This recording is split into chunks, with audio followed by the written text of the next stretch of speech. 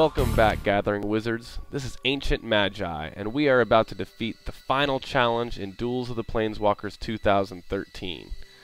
This is a very interesting challenge, I think, because instead of going all out with your goblins and trying to just defeat a Johnny straight up using spells such as Furnace of Wrath, which lets us do double damage, instead, what we're going to do is we're going to be sacrificial towards ourselves so that we can win this game.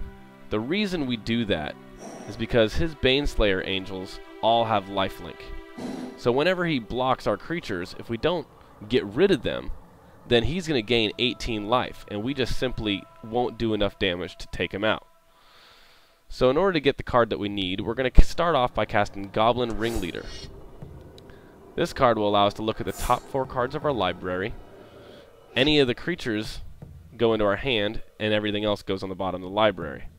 We're actually not going to use any of these cards, but the reason we wanted to cast that is to get this next card that we're about to draw.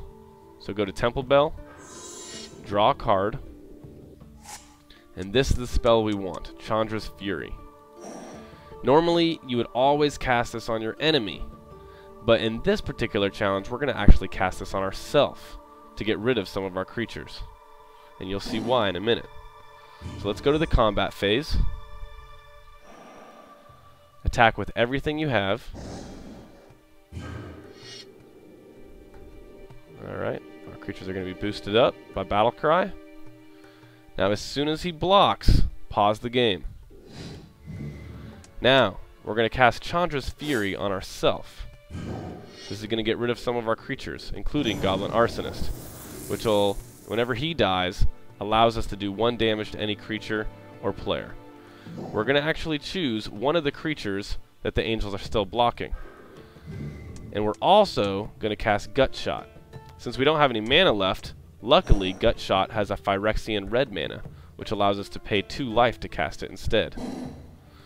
We're going to cast this on the other creature that the angel is blocking.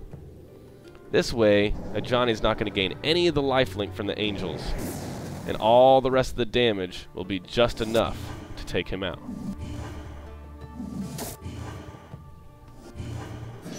Alright, well thank you for watching, and come back to watch all the rest of our videos at GatheringWizards.com.